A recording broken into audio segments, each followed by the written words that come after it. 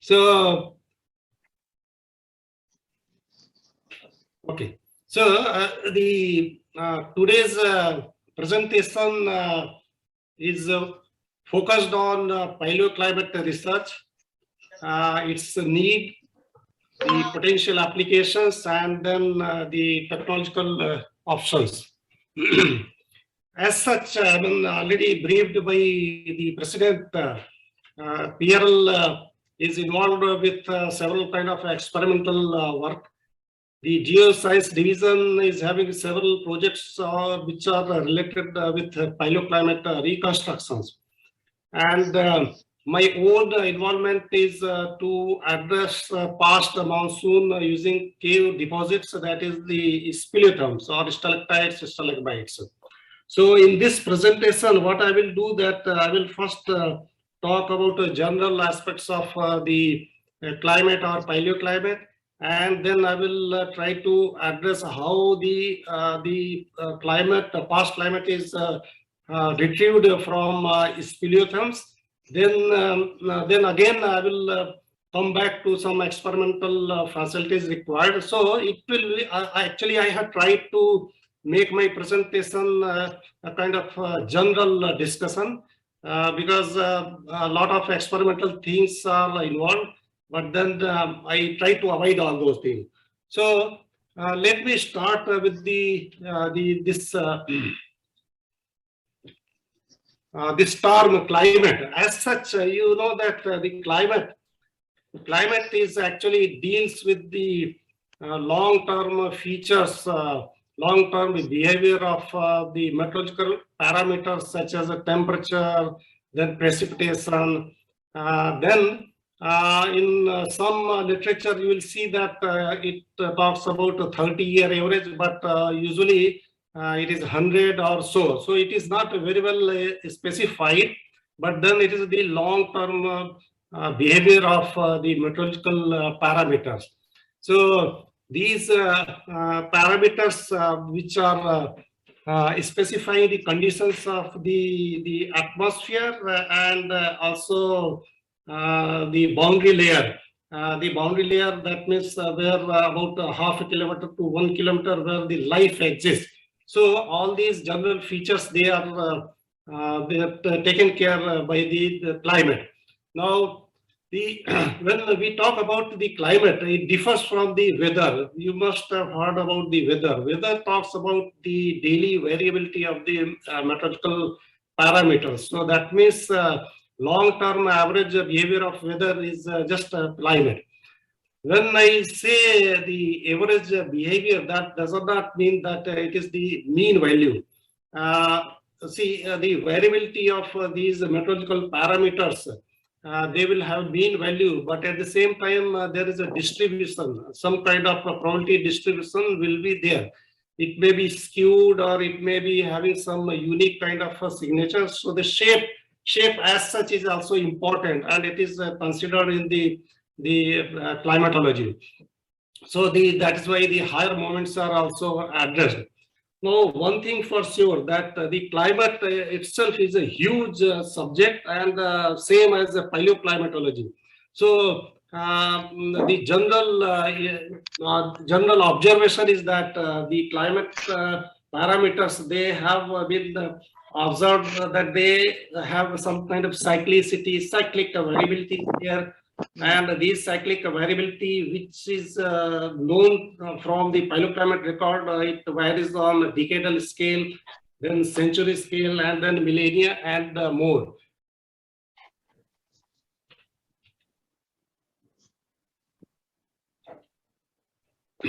As such, the climate system is a very complex system. There are different compartments. I'm trying to bring out why it is a very complex system.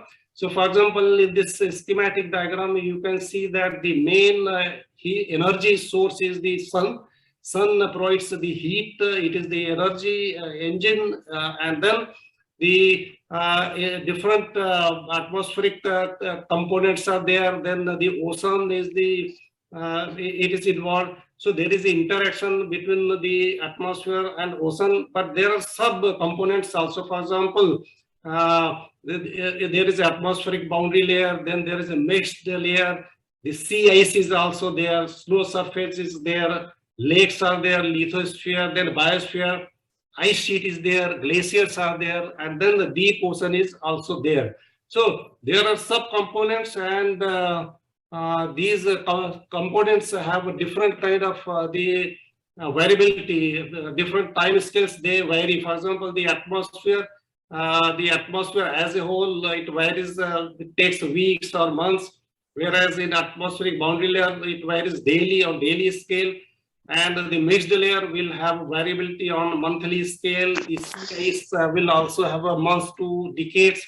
When we go in the deep ocean, then it takes 100 to 1,000 year or so. So these are the time scales which characterize the variability. Same thing with the snow component, the days are there, then month or decade. So these are the general observations, and whatever time scales are there, they are all known from the paleoclimate records. So there are challenges.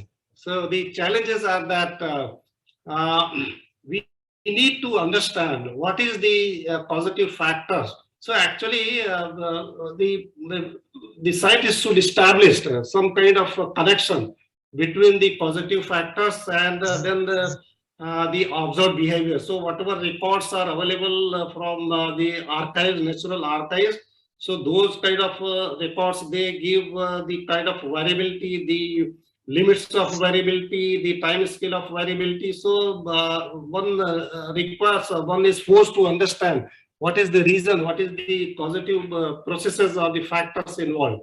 So some kind of mathematical statements, some theory is required. This is actually important. And whatever equations or mathematical statements are there, they should conserve the basic physics rules. For example, it should conserve the mass, then momentum and energy. Now, the idea is that once these kind of statements are available, then it requires verification. And once they are verified, then only these kind of statements, they formulate climate theory. And this climate theory will be able to talk about the past events and also future behavior, expected behavior. So as such, this kind of theory is under development stage. And this is the reason why a lot of record is required. Now, in this context, the paleoclimatic research is very important because it provides base, it provides records. And as I go further in subsequent slides, we will come to that the retrieving the record and then interpretation of the records is a complex assignment. So this is the reason why we require paleoclimatic research. Now, while there is some disturbance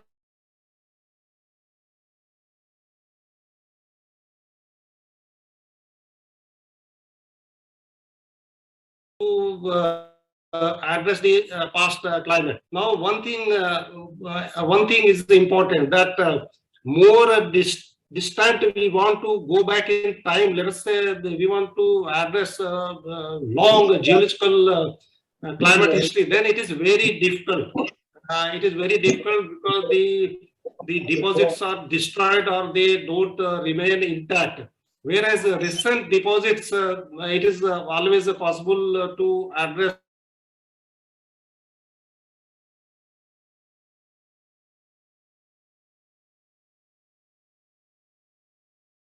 so long-term records.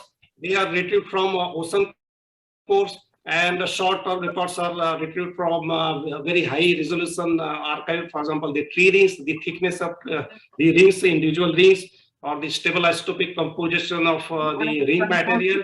It is used to address the past environment. and then some disturbance in between. Yeah. So there is a coral. Coral talks about the sea surface environment, and then there are lake sediments also. Lake sediments will tell about the land environmental changes. Cave deposits are a kind of very well preserved or intact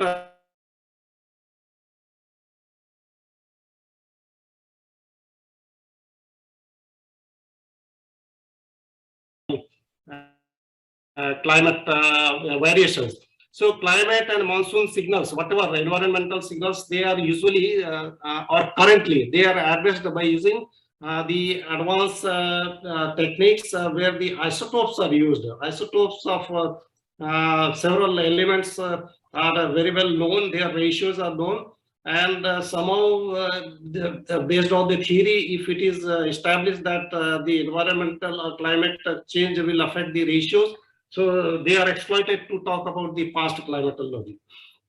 Same thing with there are several elements. So geochemical proxies are also used to talk about the past environmental or the climate changes. Now,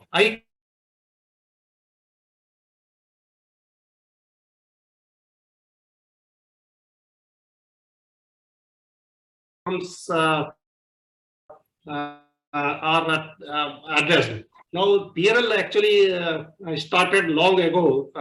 The work to how to retrieve or how to address past environment, past climate from the Indian speleothems. So while as conveyed by Dr. Svire, initially we had a lot of field work. We spent a lot of time in exploring caves because the caves are not accessible or they are not very well documented. A lot of field work was required, and then subsequently we came to know that there are good caves in India, and but they are not documented. So slowly we got into this kind of research work. And one thing I want to tell that there are good speleothem deposits in India. There are good caves, but there are practical reasons. For example, in the photograph, what you see here, only small samples, small stalagmites can be brought up from the limestone caves exactly because of the practical or logistic reasons. Big samples cannot be cut. A lot of logistic problems will be involved, so only practically small samples are taken up for research purpose. So I want to tell how these kind of deposits they preserve the climatic signal. So here is a schematic diagram. Let us see how the chemistry contributes to the formation of the stalactite or stalagmites. So in this sketch, what you see is in this sketch, you see that rainwater is there, and then rainwater will percolate down. And if this is a karst zone, then of course the calcium carbonate will be available in the bedrock portion. And what happens that the water is actually very mild carbonic acid, whatever rainwater, but then the subsequent to percolation further in the soil and bedrock zone, it faces or it experiences a high PCO2 environment. The high PCO2 environment is purely because of the decomposition of organic material and also the respiration process. So the PCO2 is high, sometimes it is 10 to 100 times high, and because of that it becomes acidic and carbonic acid. So because of this process, the subsequent patches of the limestone bedrock, underlying limestone bedrock, they get dissolved. And during the passage, the flow, the pathway, it becomes laden with carbonate ions. And that is how you see that in the underlying zones where water is there, the hydrological system is laden with several dissolved minerals, and it has all those signals which are dominating or which are governing the processes in the bedrock and then as such in the atmosphere. Now, when when this water drifts slowly, this water drifts slowly, then it forms stalactite and stalagmite in the cave gallery because of the simple reason that the cave gallery is exposed to atmosphere. So there is a circulation, air circulation. So in the cave gallery, you have a low PCO2, whereas in the soil zone, you have high PCO2 environment. So whatever was dissolved here, it is precipitated back in the cave gallery. Now, in the cave gallery, the chemistry goes in the other way. So calcium and then bicarbonate ion, they release carbon dioxide and then the calcium carbonate is precipitated. Now, one thing I want to your attention, I want to bring here that even H2 is also involved here. So that means if it evaporates, then also calcium carbonate will be precipitated in the cave gallery. That is the stalactite, stalagmite will be formed. But for paleoclimate reconstruction, we don't want this process. That means evaporation is unwanted. Only the carbon dioxide degassing is required. Otherwise, the isotopic signatures will be destroyed. So because of this reason, the samples, such kind of samples intended for paleoclimate reconstruction, they are found in a deeper part of cave gallery where there is a suffocated environment and the humidity is very high. If humidity is very high, then only it will ensure that there is no water evaporation.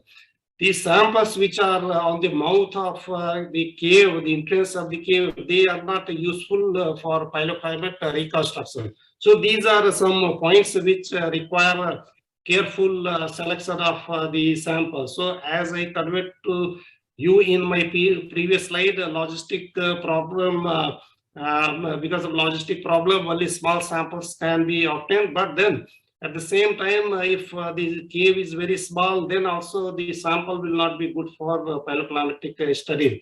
And the reason is that isotopic signals, it will be difficult to interpret if there is a evaporation component. So when these samples, these kind of samples are cut apart, then what you see is that there is a regular banding. So for example, here, the bands are there. Now, in this sample, what you see is that it is having regular laminations. So regular laminations, that means something rhythmic occurring on a yearly scale or maybe monthly scale. So this is very interesting sample and it is equivalent to section of a tree. You know that the trees have a annual resolution. That means whatever reconstructions are carried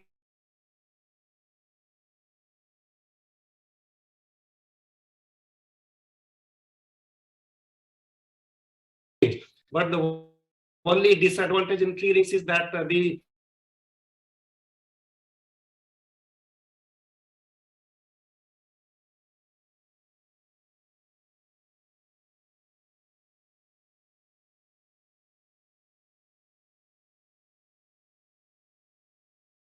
annual laminations,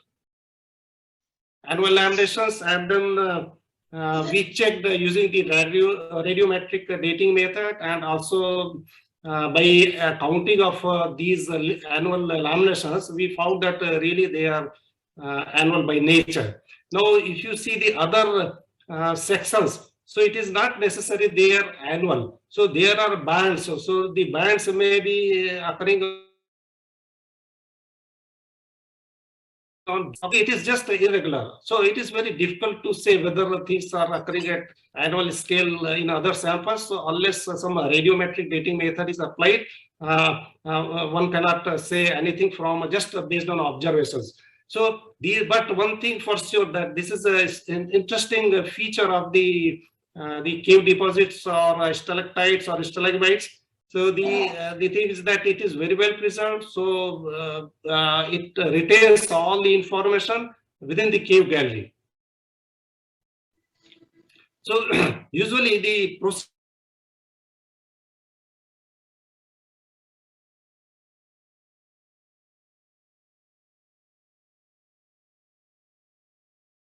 are there, then the number of laminations are counted. And then it is supported because it is calcium carbonate, so the radiocarbon measurement is also carried out. Now, as such, when this work was carried out, we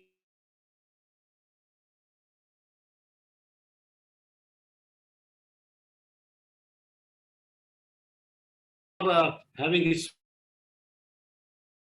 experience of vessel dating by radiocarbon method. So it requires a few grams of material. So that means your sample will experience a resolution problem. The chronology will have a resolution problem because you require a few grams of material. So that means the sampling resolution will limit your resolution of the final information.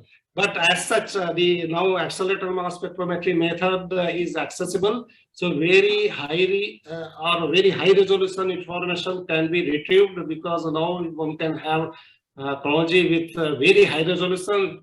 In accelerator mass spectrometry based method, you require only milligram of carbon. Just see the difference. In earlier method, it required 4 to 5 grams of carbon, and now in accelerator mass spectrometry based method, only a few milligrams of material is good enough for the chronology development. So this is the very good advantage. Actually, now excellent chronology can be developed. So one thing that radiocarbon is having certain limitation because bedrock processes, they contribute dead carbons, so-called. So it has certain limitations, but then the tentative ages of chronology can be assigned to the speleothems under study. The other method, which is the uranium thorium dating method, is mostly being adopted by such studies. But the only thing is that this method is so far it is not established in India, and in PRL we are having this facility. We are in the process of establishing this the technique. So it may take some time, but then it will be established.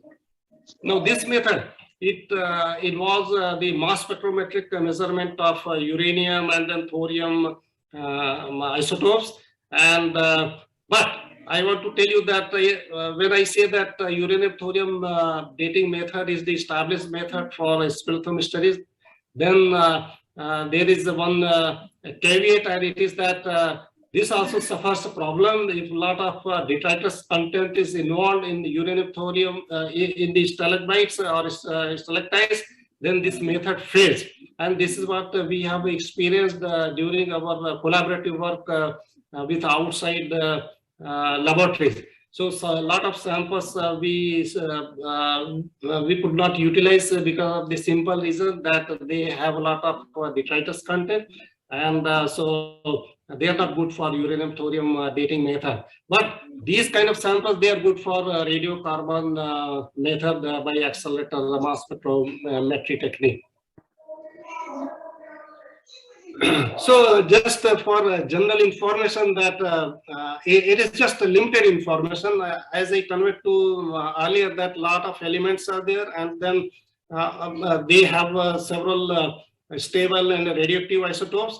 So they can be utilized to address the past climate condition. So as far as the speleothem is concerned, the hydrogen isotope, carbon isotope, and then oxygen isotopes are exploited. For example, hydrogen, it has the isotopic ratio of 2H and 1H. It is used in the precipitation samples or the rainwater samples. Then carbon has a 12C, 13C. The ratio 13C by 12C, this is also used to address the vegetation variability. But primarily it is the oxygen isotope which consists of 16O, 17O, and 18O. All these isotopic ratios, 18O by 16O, it is mainly used to talk about the paleoclimatology. Now, the systematics of the delta 18. Delta 18 of Spilethum is established proxy of the past climate. As far as delta 13 is concerned, it has a lot of factors which may contribute variability. So it is not so established. But then the primary proxy which is used to talk about the past climate from Spilethums is the delta 18. So delta 18 actually it receives the variability signal from the rainwater. So that means the atmospheric processes mainly they will contribute to delta 18 initial signal. And once it percolates down, if there is no percolation because of aridity or flooding, then there will not be any growth. But if it percolates because there is the humid condition or there is a good rainfall, then what is going to happen that Spilethum will have a delta 18 signature retrieved in this process. Now, delta 18 of Spilethum coronet will not be exactly delta 18 of the rainfall or the meteorological signatures of that location, but it will have some influence, and all those things requires a kind of research work to establish what kind of local empirical relation is necessary for interpretation of the.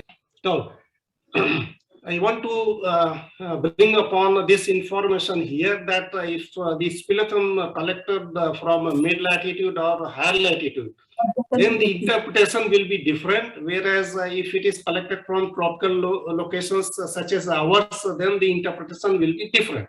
Now, in higher latitudes, what happens that rainwater, it has delta 18 control because of the temperature. So the local surface temperature, it is a observation based that local surface temperature influences the delta 18 of rain. For example, the temperature in this diagram, you see that the temperature goes from -60, then 0, 20 of. So what you see that there is some kind of relationship. So this delta 18 signature of rainfall is having some linear relationship with the surface temperature. So this is observed in the mid-latitude or higher latitude.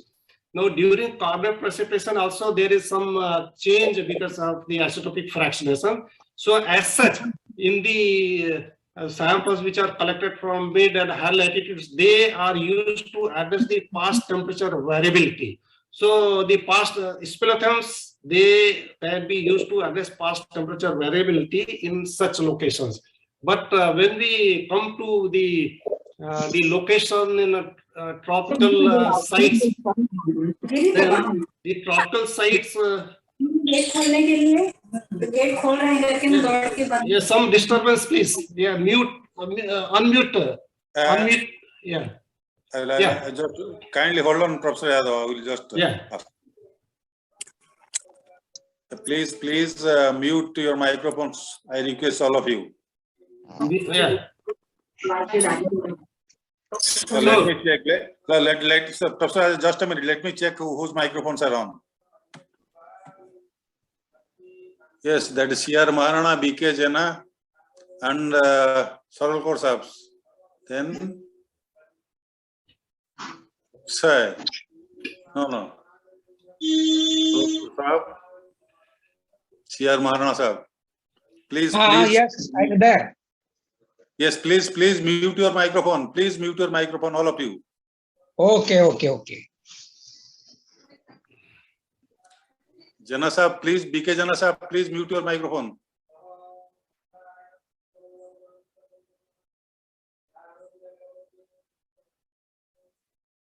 Okay, we can start now. Yeah.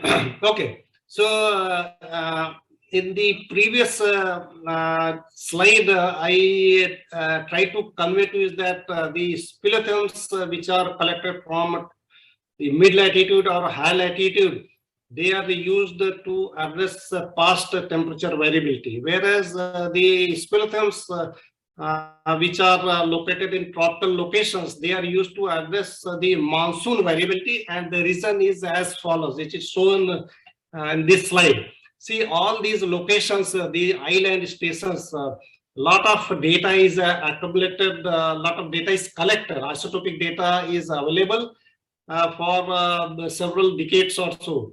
And what is observed is that in these locations, the oxygen isotope composition of the rainwater is having a relationship with the amount of rainfall. So this is a linear relationship. You see on the y-axis the delta ETNO value, the mean value is related with the amount of rainfall. So that means this is an empirical relationship.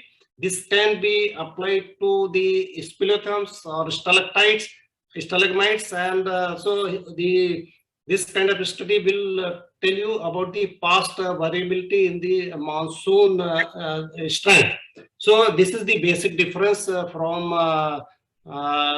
the studies carried out in tropical and then mid latitude or higher latitudes.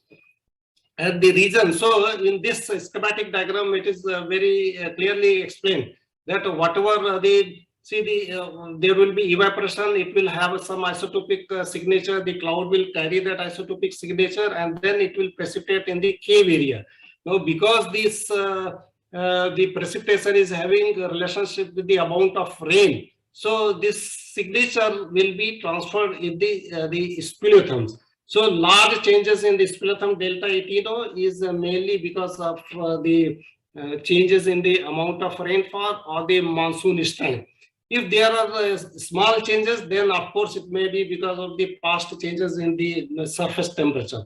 So all these things are involved. So straight away, it is not possible to tell that it will, or you cannot translate back in terms of the rainfall amount. Some local calibration exercise is required to establish this kind of empirical relationship.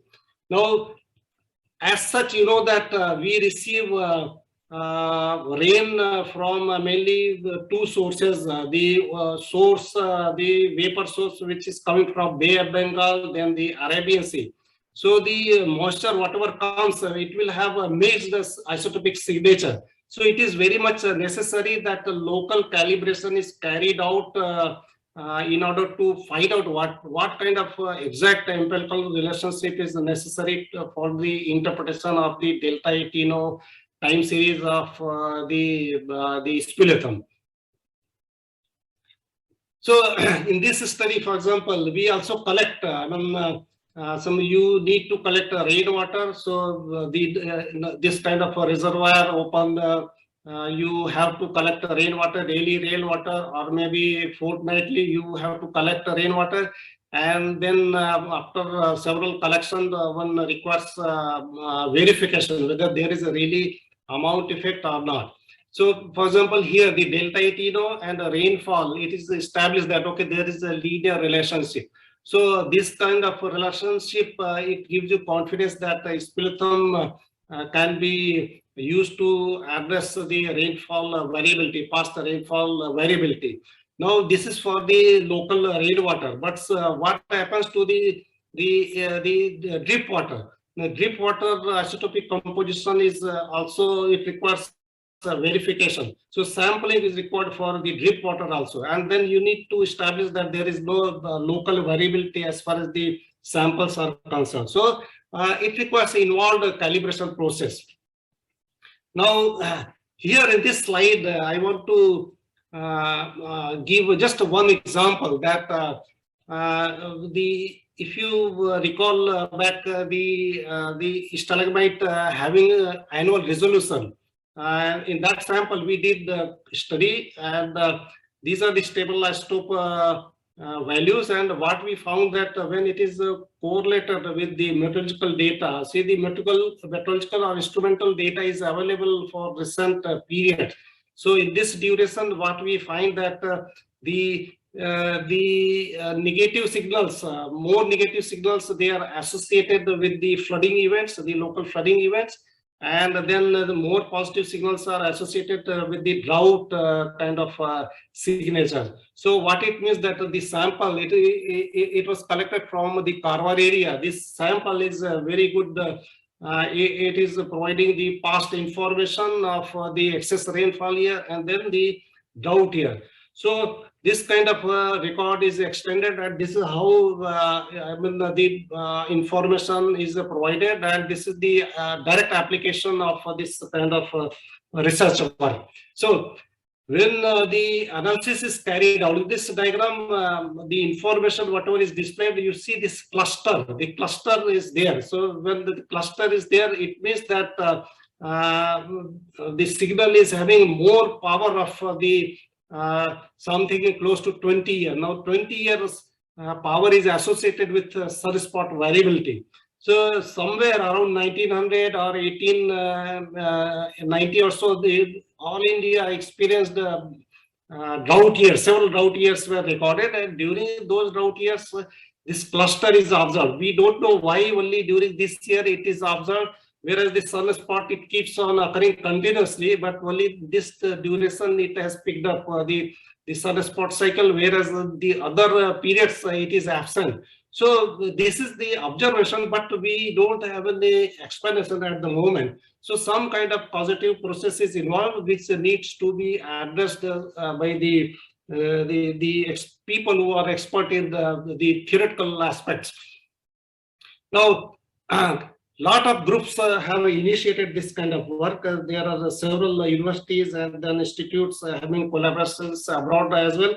So after we initiated this work in Peral, now subsequent to that, a lot of reconstructions are available as far as India caves are concerned. So you see the good amount of information is now available from each location. You will see that it is not continuous. Sometimes the continuous records are there, but it is limited to only some short duration.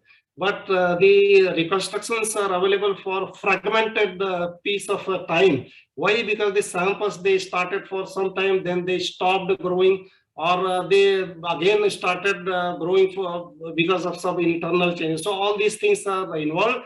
So here what you see that in this diagram, it is a kind of a comprehensive compilation. So whatever record established good records are available.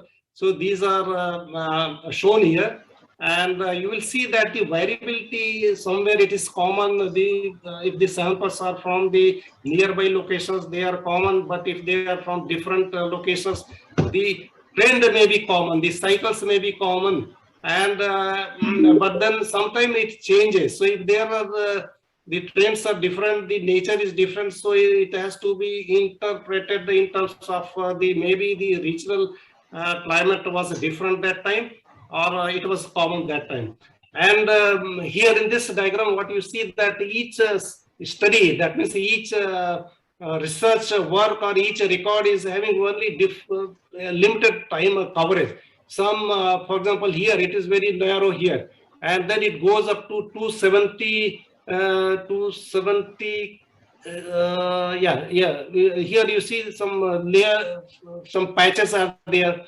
So all these things, it addresses, it gives the information that it will not be continuous record, and it all depends upon the kind of samples available and what you could encounter with.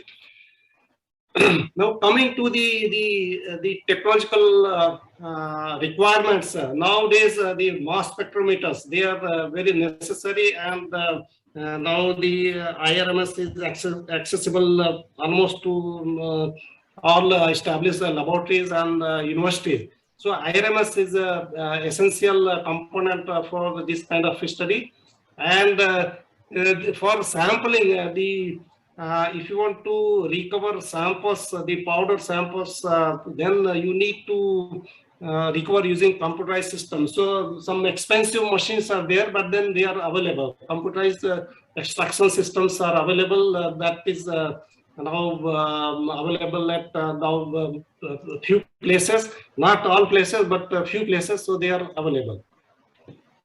Now, one thing that if you want to establish technology, so a lot of chemistry, radiochemical procedures are required. You have to extract the sample in a vacuum systems. So one requires establish a laboratory. So for example, vacuum extraction lines are shown here.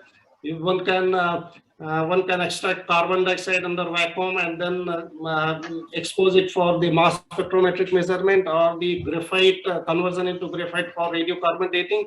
So, for example, this line, high vacuum line, is developed in parallel. At the same time, we have. At the same time, we have some advanced automated systems also. So all these things are required for the high resolution measurement, high resolution sampling, and also measurement. Now, you may appreciate that if you take one stalagmite, then it requires thousands of measurements as far as the IRMS measurements are concerned, in order to address high resolution past variability. At the same time, high resolution sampling is also necessary for attributing the ecology.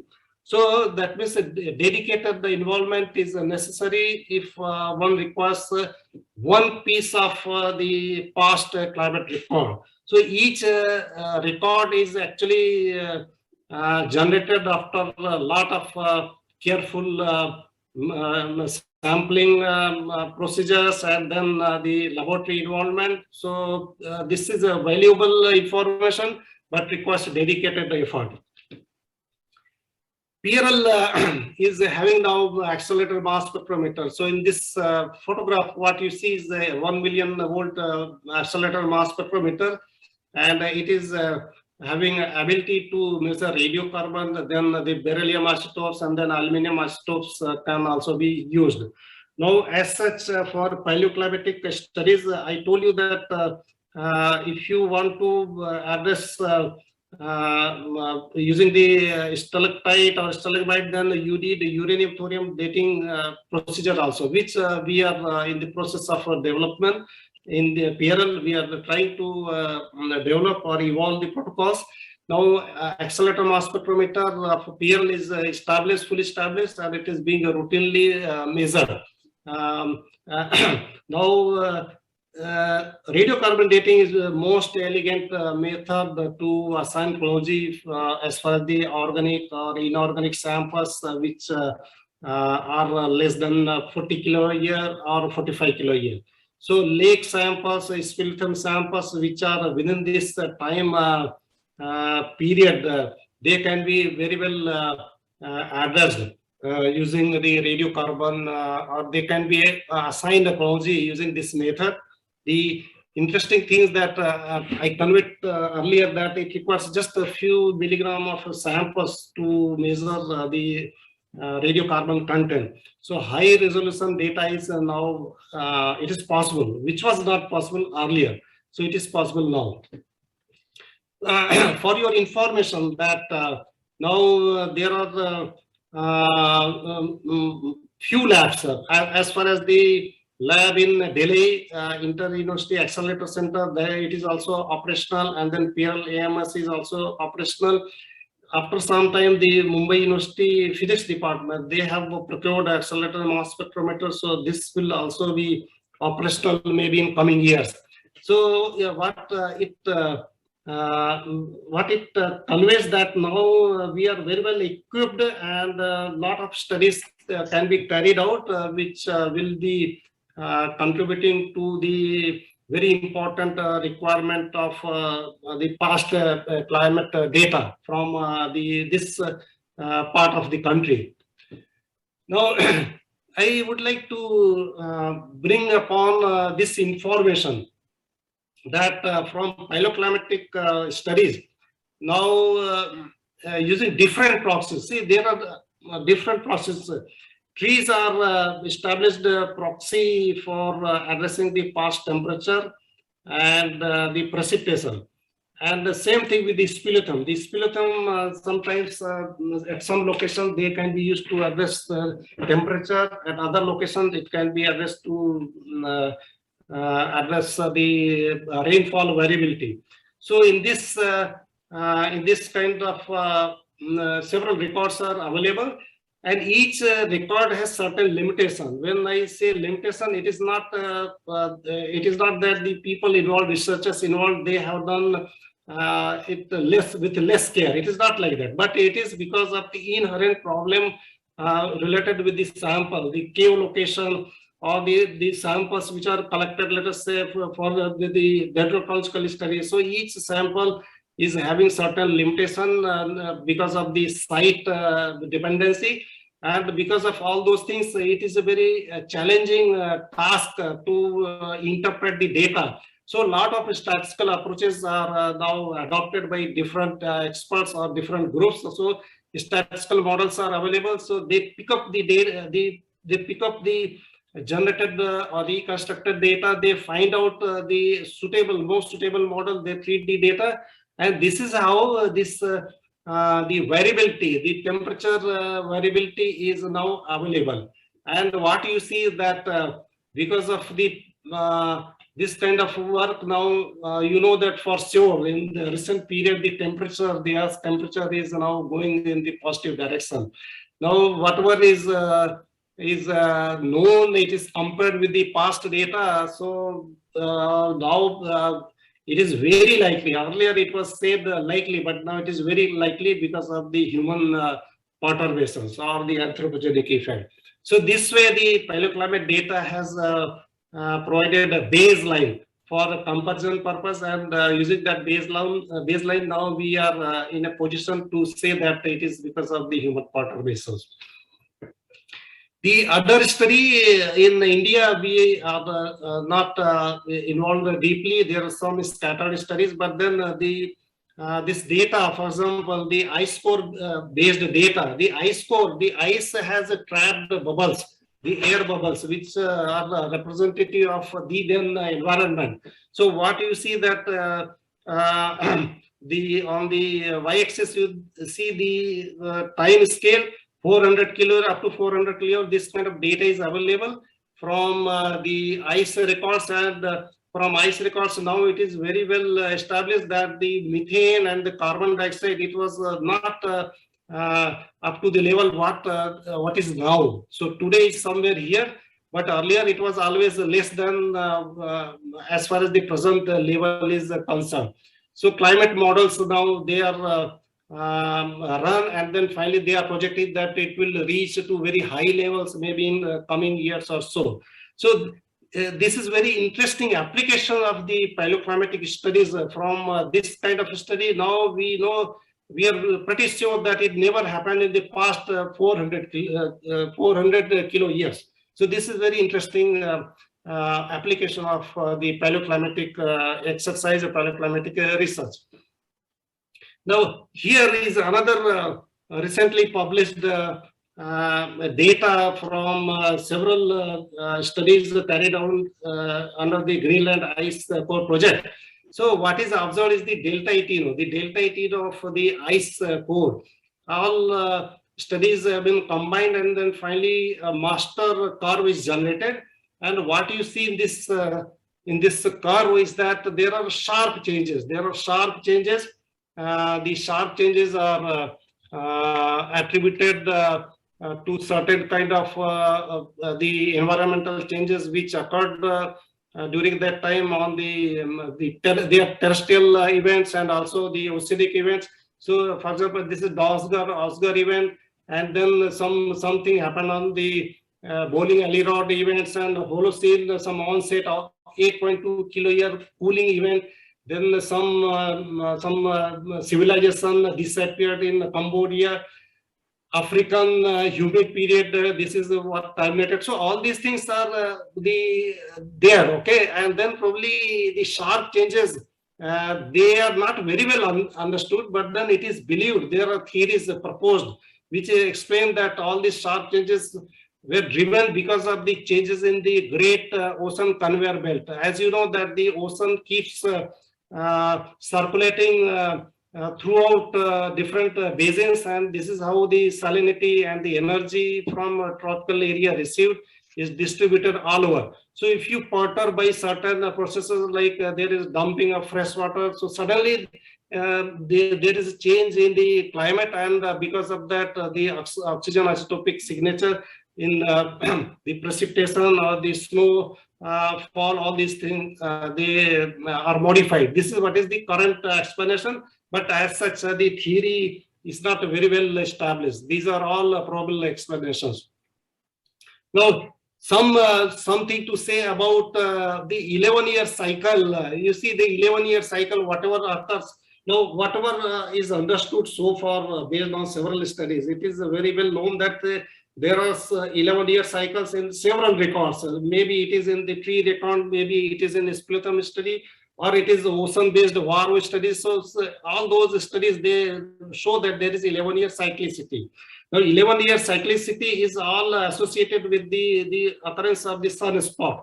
The sun is having certain spots which keeps changing, and this is what is the kind of the R is the number. It is the group sunspot number. So what you see that sunspot keeps changing. There is 11-year cyclicity, and this 11-year cyclicity is going to affect our the climate system.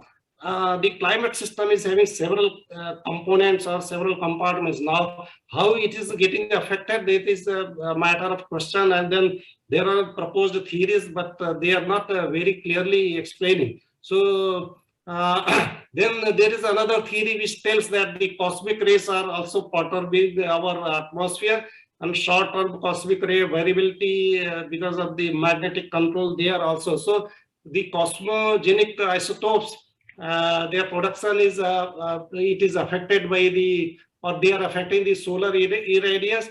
So there is a theory which tells that the sun is affecting. Then there are some theories which addresses that it is the cosmic ray variability which is affecting.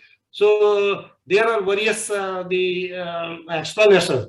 Now, long-term variability, as far as the paleoclimate records are concerned, long-term data, they show that there is a variability of 41 kilo-year.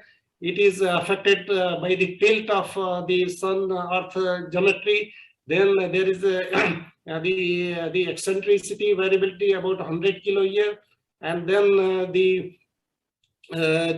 there is a precision of 21 kilo-year. So all these cycles are observed as far as the data retrieved from the ice cores or the ocean sediments are concerned. Now, but the only thing is that explanation why these kind of things are perturbing our the climate system is again, it is not very well established. So what we know, I mean, based on this short information, it is a huge subject, and a very involved understanding is required. This short presentation, it tells that the climate has varied continuously on all time scales, and then it will continue to vary even in the future. So this is this is going to happen even in the future. It will vary. Now the doubt that what is the future variability because of the human perturbation, what is going to happen, this is not very clearly it has not come out. It requires a thorough understanding, further understanding. One thing for sure, that irrespective of whatever we do, I mean the human activities is going to continue. But the natural climate variability alone is also of vital concern for the future. Why? Because in the slide, what I showed, that rapid events are registered in the ice core. So these rapid events, they occurred within about 100 years, or just within 20 years, the climate condition, it changed from warm to cold or cold to warm. So these are the observations which show that even nature can do that.